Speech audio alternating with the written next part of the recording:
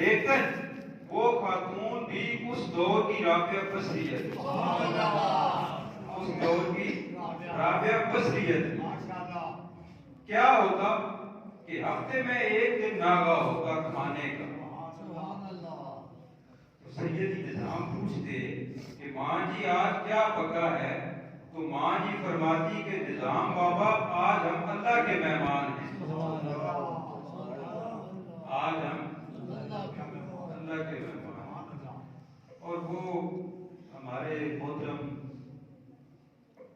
حضرت علامہ مولانا خادم حسین رضوی صاحب، اللہ تعالیٰ ان کی قبر انور پہ کروڑ رحمتوں کو نزول فرمائے، وہ جس انداز سے ہماری سنیت کو جگا گئے ہیں نا، اب قیامت تک ان کے تذکرے ہوتے رہے۔ وہ ایک بات کہتے تھے کہ اونچا صحیح، تو خواجہ نظام کو یہ ایک جس دن وہ اللہ کے مہمان بنتے تھے نا، تو وہ پھر اپنی والدہ سے پوچھتے تھے کہ ماں جی اب پھر کب اللہ کا مہمان بننا ہے؟ یعنی اللہ کی مہمان بننے میں جو چس خواجہ کو آتی تھی وہ دنیا کا کھانا کھا کے نہیں آتی۔ اور یہی بات آپ کے پیر خواجہ خواجگان حضرت پاک پتن والی سرکار حضرت فرید الدین گجے شکر رضی اللہ تعالیٰ عنہ، انہوں نے آپ سے فرمائی تھی کہ نظام روزہ جو ہے نا، روزہ یہ سالک کا آدھا رستہ ہے۔ سالک جو اللہ کے رستے میں چلتا ہے اس کو سالک کہتے ہیں، جو سلوک کی منزلیں طے کرتا ہے نا، یہ اولیاء کے لیے ایک مخصوص الفاظ ہے۔ تو انہوں نے فرمایا کہ نظام جو شریعت کا جو ولایت کا سلسلہ ہے، جو اس کا آدھا رستہ جو ہے وہ روزہ ہے، اور باقی آدھا رستہ پوری عبادات ہے، جس میں نماز بھی ہے، جس میں حج بھی ہے، زکوٰۃ بھی ہے، باقی سارا کچھ۔ تو سیدی نظام کی یہ تربیت ان کی والدہ ماجدہ نے ان کے بچپن سے ہی کر دی کہ 5 سال کی عمر میں ان کو اللہ کا مہمان بننے کا بڑا شوق ہوتا تھا، اور یہی شوق ان میں ڈال دیا حضرت خواجہ فرید الدین گجے شکر علیہ۔ اور حضرت نظام اکثر روزے سے رہتے۔ ایک وقت یہ بھی آیا، ایک دور ایسا بھی آیا کہ سیدی نظام دلی کے ایک محلے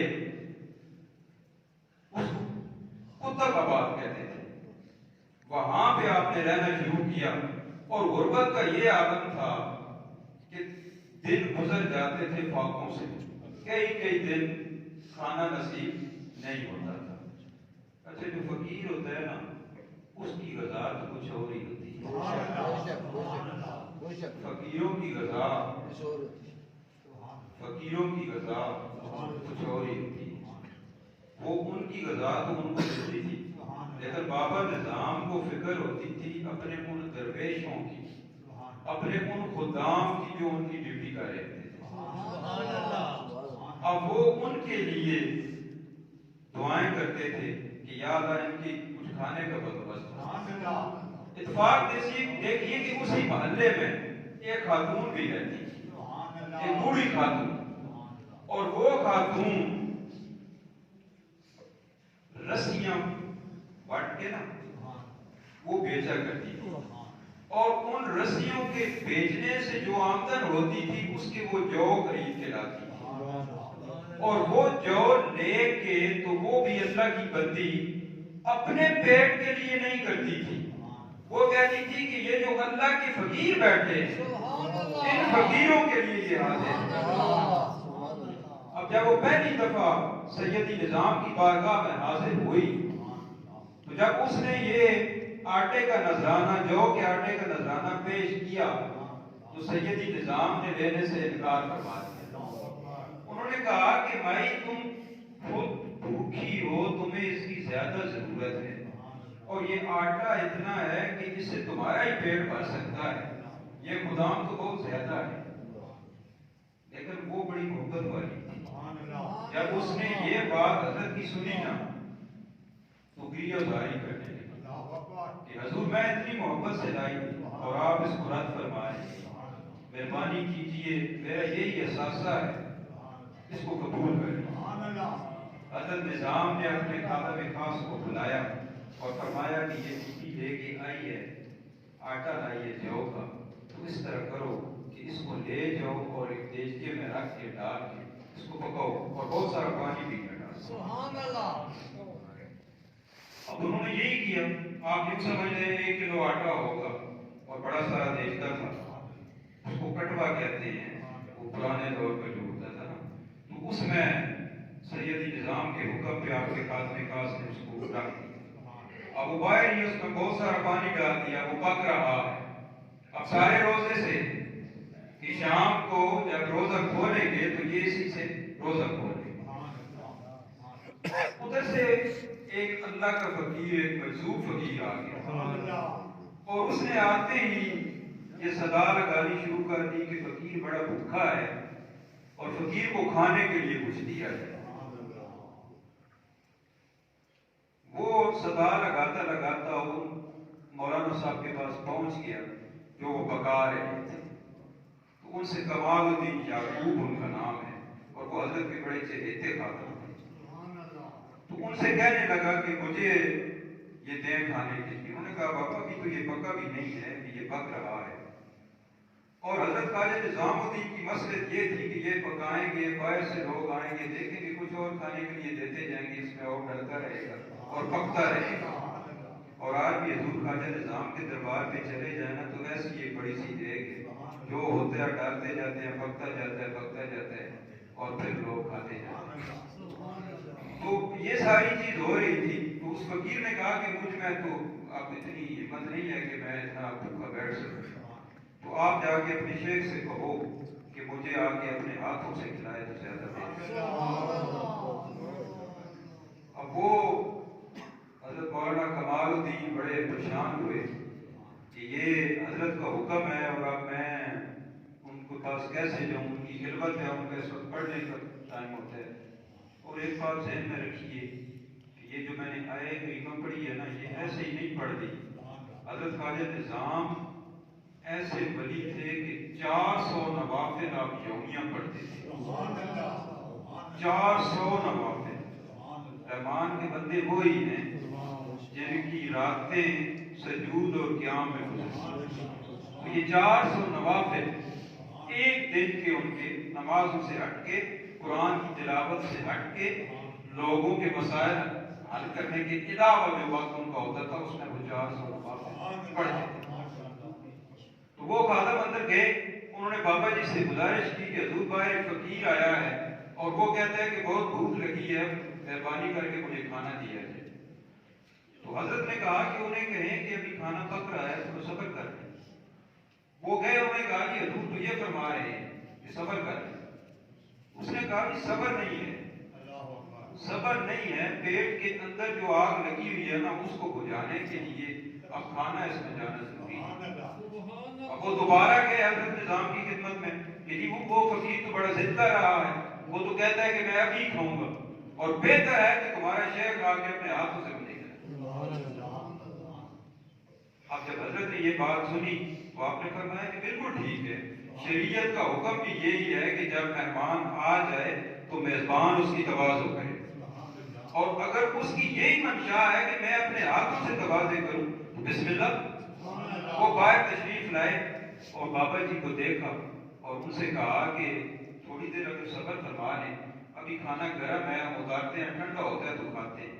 انہوں نے کہا کہ جو میرے اندر آگ لگی ہوئی ہے نا وہ اس آگ سے بھی زیادہ گرم ہے، اس سے بھی زیادہ جلانے والی۔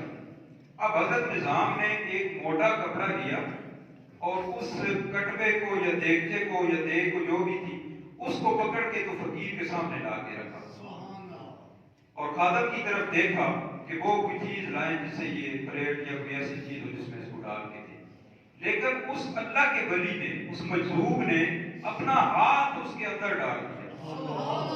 وہ جو دیگ اتری تھی نا آگ سے، جو صبح کی رکھی ہوئی تھی، اور بلا مبالغہ اگر کسی کے اوپر وہ گر جاتی تو وہ انسان جل جاتا، لیکن اس فقیر نے 3 دفعہ اس میں ہاتھ ڈال کے، اور کھانا تو وہ تھا کوئی نہیں، پانی تھا اور جو تھا، وہ کیا کھانا ہوگا؟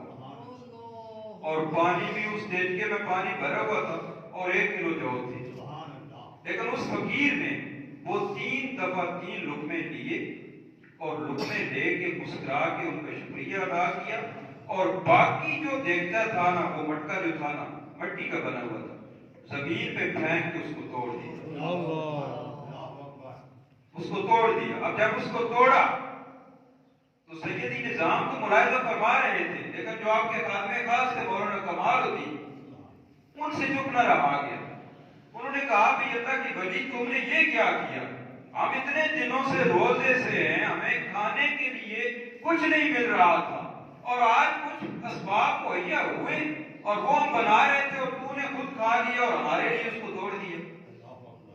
تو انہوں نے جواب، اس فقیر نے جواب ان کو نہیں دیا، انہوں نے مخاطب کیا سیدی نظام کو اور کہنے لگے کہ بابا نظام، فرید الدین گنج شکر نے تمہیں باطنی نعمتوں سے نوازا تھا، تمہیں باطنی نعمتوں سے فرید الدین نے نوازا تھا۔ اللہ کا حکم یہی تھا، مجھے جو حکم ملا ہے وہ یہی تھا کہ میں اس مٹکے کو توڑ دوں، اور جو آج سے اللہ نے تمہیں جو دنیاوی نعمتیں ہیں وہ اتنی عطا فرما دی ہیں کہ اب کبھی تمہارا لنگر ختم نہیں ہوگا۔ اور حضرات ذی وقار اس کے بعد دنیا نے دیکھا کہ حضرت خواجہ نظام کا لنگر آج تک دنیا کا ہے، آج تک دنیا کا ہے۔ ایک میں نے پچھلے جو منظر مبارک کو تذکرہ کیا تھا، آپ کے بے شمار خلفاء ہیں، لیکن جو مقام اور مرتبہ امیر خسرو رحمۃ اللہ تعالیٰ علیہ کو ملا، قبلہ والد گرامی نے اپنی کتاب تذکرہ مشائخ چشت اہل بہشت، جو المصطفیٰ والمرتضیٰ کے نام سے بھی مشہور ہے، اس میں ایک بڑا واقعہ لکھا ہے۔ آپ احباب کی سماعتوں کی نظر کرتا ہوں کہ امیر خسرو کو ان کے والد گرامی جب پہلی دفعہ حضرت خواجہ نظام کی بارگاہ میں لے کر گئے ان کو بیعت کرانے کے لیے، اور حضرت خسرو کے والدین اور ان کے خاندان کو، ان کے بھائیوں کو، بہنوں کو، ان کی والدہ کو یہ اعزاز حاصل تھا کہ وہ سارے سیدی نظام کے مرید تھے۔ لیکن جب یہ ان کو لے کے گئے تو رستے میں پوچھا گیا کہ کہاں کا پروگرام ہے، کہاں جا رہے ہیں؟ تو انہوں نے کہا کہ ہم آپ کو لے کے جا رہے ہیں سیدی سلطان المشائخ کے دربار میں، وہاں سے آپ کو بیعت کرانا ہے۔ پہنچ گئے ان کے در اقدس پر، جب پہنچے تو امیر خسرو رحمۃ اللہ تعالیٰ علیہ نے کہا کہ ابا جی اور بھائی جان آپ حضرت کے پاس جائیں، میں ادھر ہی دروازے پہ بیٹھوں گا، ان کی چوکھٹ پر بیٹھوں گا، اندر نہیں ہوں گا، آپ بھائی کو بیعت کرائیں، میں ادھر ہی بیٹھوں گا۔ اب دیکھیں جو ولی ہوتے ہیں ان کی نگاہ کیسی ہے، اللہ کا دوست ہوتا ہے ولی، ولی کے لوگ بھی میں نے اللہ کا دوست، جنہوں نے اللہ کی راہ میں مجاہدے کیے، ریاستیں کی، پھر اللہ ان کو کیسے نوازتا ہے۔ تو حضرت خسرو کے دماغ میں ایک بات آئی، انہوں نے کہا کہ میں یہاں ان کے در اقدس پہ بیٹھ کے تو ایک ربائی موضوع کرتا ہوں، اشعار بناتا ہوں، اگر میرے اشعار پہ حضرت مطلع ہو گئے، یعنی ان کے دل کو، ان کے دماغ کو میرے اشعار کی خبر پہنچ گئی تو پھر میں ان کی خدمت میں حاضر ہوں۔ جناب انہوں نے وہاں پہ بیٹھ کے ایک ربائی فرمائی، فارسی زبان جو کہ اس وقت مستعمل تھی، انہوں نے کہا کہ تو آن شاہ ہے کہ بر ایوان کثرت، تو آن شاہ ہے کہ بر ایوان کثرت، کبوتر کر نشینت باز گردد، تو وہ بادشاہ ہے کہ تیرے محل کے چبوترے پر اگر کبوتر آ کر بیٹھ جائے تو وہ باز بن جائے۔ سیدی نظام سے کہہ رہے ہیں کہ سیدی آپ وہ بادشاہ ہیں کہ جن کے महल के किंगरे पर, चबूतरे पर अगर कबूतर आके बैठ जाए तो वो बाज बन जाए। गरीबे मस्त रिंदे बद दरे आमद बे आयत अंदरू या बाज करता। फरमाते हैं कि एक गरीब हाजतमंद तेरे दरे अक़दस पे आकर बैठ गया। गरीबे, एक गरीब फकीर मस्कीन तेरे दरे अक़दस के दरवाजे पे आकर बैठ गया है। अगर अंदर आने की इजाजत है तो अंदर आए या वापस चले जाए। अब ये शेर उन्होंने कहा और वो बाहर बैठे हुए, और सैयदी निजाम अंदर तशरीफ फरमा है जहां पे अमीर खुसरो के वालिद गिरामी और आपके भाई और हजरत की महफिल लगी हुई है। अब जब इन्होंने ये शेर पढ़ा तो उधर वो मेरे आका और मौला सल्लल्लाहु अलैहि वसल्लम की हदीस कुदसी है कि जब नवाफल के जरिए से एक बंदा पैर दर पैर मेरा कुर्ब हासिल कर लेता है, अल्लाह का कुर्ब, तो मैं उसके कान बन जाता हूँ जिससे वो सुनता है, उसकी आंख बन जाता हूँ जिससे वो देखता है, सुभान अल्लाह, उसके हाथ बन जाता हूँ जिससे वो पकड़ता है, और उसके पांव बन जाता हूँ जिससे वो चलता है। सुभान अल्लाह। मुर्शिद बैठे हैं अंदर, गुलाम बैठा है दर पे, बाहर मेन गेट पे, और शेर पढ़ रहा है कि तू ऐसा बादशाह है जिसके दरबार के चबूतरे पर अगर आके कबूतर बैठ जाए तो वो बाज बन जाता है।